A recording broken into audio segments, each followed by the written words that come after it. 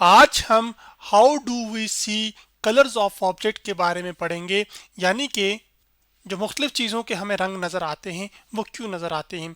जैसे कि यहाँ पर आपके पास ये बर्फ़ है तो ये सफ़ेद क्यों है, जबकि यहाँ पर आपके पास एक टमाटर का जो पीस है ये लाल क्यों है।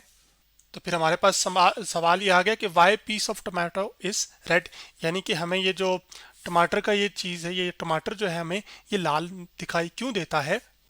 तो इस चीज़ का जवाब जुड़ा हुआ है रिफ्लेक्शन ऑफ लाइट से, यानी कि we see the different colours of object due to reflection of light, यानी कि रिफ्लेक्शन ऑफ लाइट की वजह से हमें मुख्तलिफ ऑब्जेक्ट्स के कलर्स नज़र आते हैं। इसी रिफ्लेक्शन ऑफ लाइट से हमें पता चलता है कि हमारे पास ये जो बर्फ़ है ये सफ़ेद क्यों है।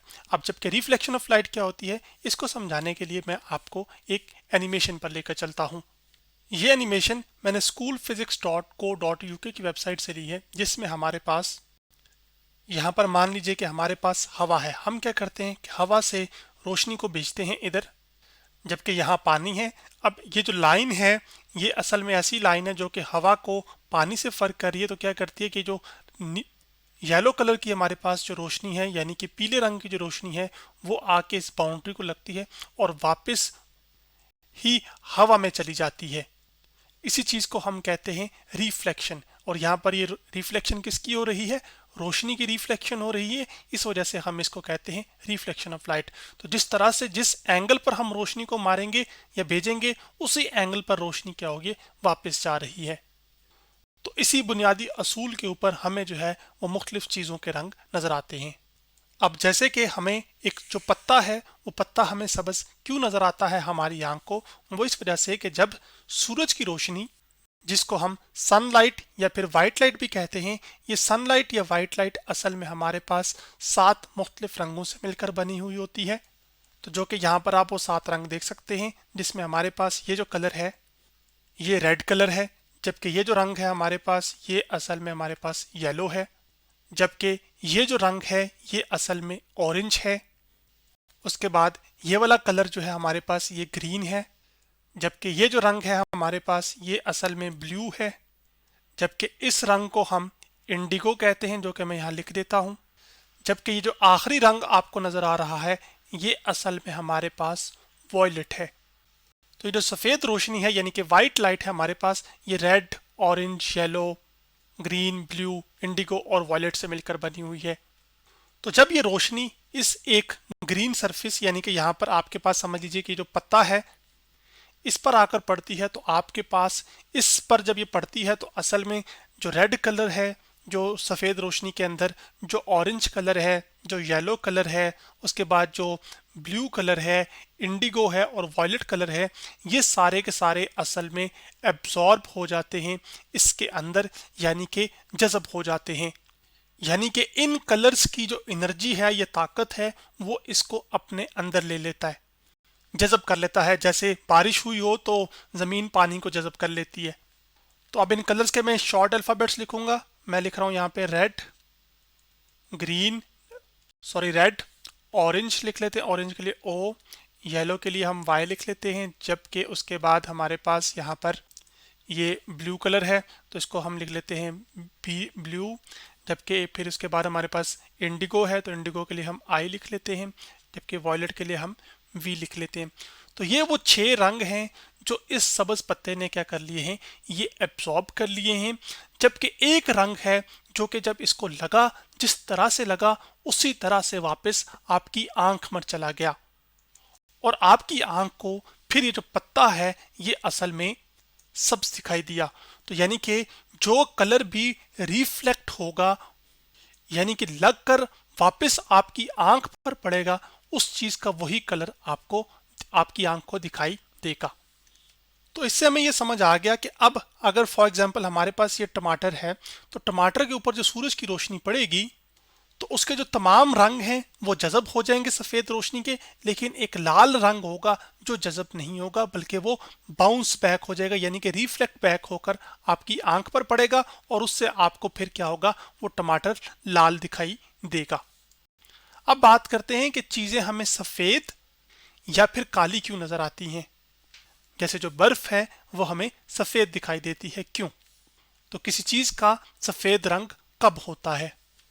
तो बर्फ हमें सफेद इस वजह से दिखाई देती है क्योंकि it reflects all colour of visible light, यानी कि जो रोशनी है सूरज की जिसमें 7 मुख्तलिफ रंग शामिल हैं, जब वो एक चीज पर पड़े तो आपके पास क्या होता है, अगर वो सारे के सारे लग कर वापस रिफ्लेक्ट हो जाएं तो वो चीज फिर हमें सफेद दिखाई देती है। इसी वजह से जब या इसी वजह से हम कह सकते हैं कि हमारे पास क्या है कि बर्फ सफेद होती है। अब बात करते हैं कि जैसे आपको इस स्क्रीन के अंदर ये ग्रीन में टेक्स्ट लिखा हुआ नजर आ रहा है, ये वाइट कलर में लिखा हुआ आ रहा है, लेकिन उसके अलावा आपके पास ये सारी स्क्रीन क्या है, ये तो ब्लैक है ना। तो चीजें हमें ब्लैक कब नजर आती हैं?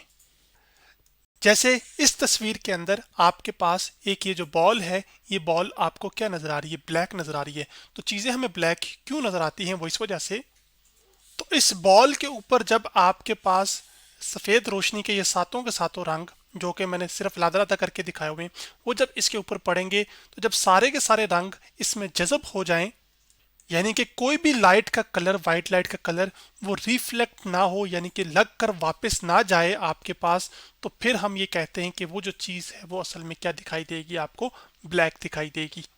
अब एक सवाल जहन में ये आएगा कि ये जो लाइट एब्जॉर्ब हो रही है इससे क्या चीज़ असर पड़ेगा या क्या फ़र्क पड़ेगा इस चीज़ के ऊपर जो कि काली आपको नज़र आ रही है।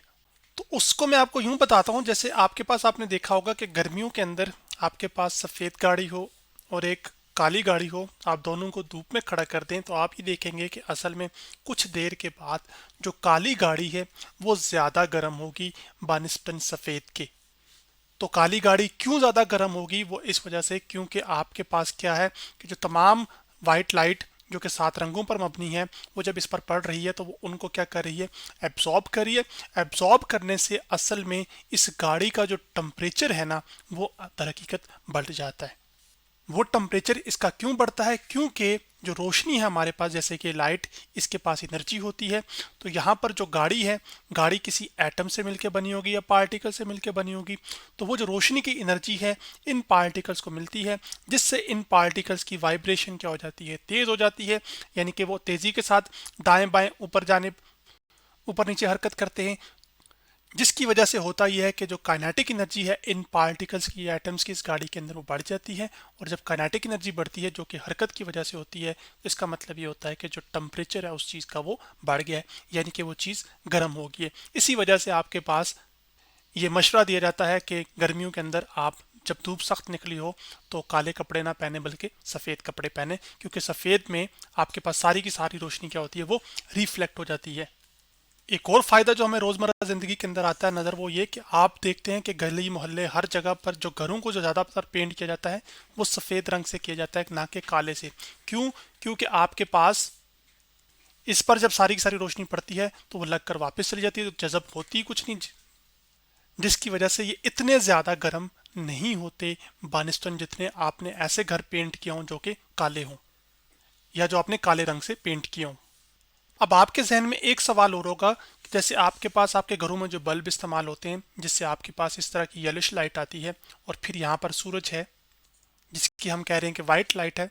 तो अब आपके पास ये होता है कि कोई अगर चीज़ नीले रंग की है तो अगर आप उसके ऊपर येलो लाइट इस तरह से फेंकें तो वो आपको नज़र नीली ही आ रही है, लेकिन वो उतनी गाढ़ा नीला नज़र नहीं आ रहा जितना आपको इस सूरज की रोशनी में नज़र आ रहा है। वो क्यों?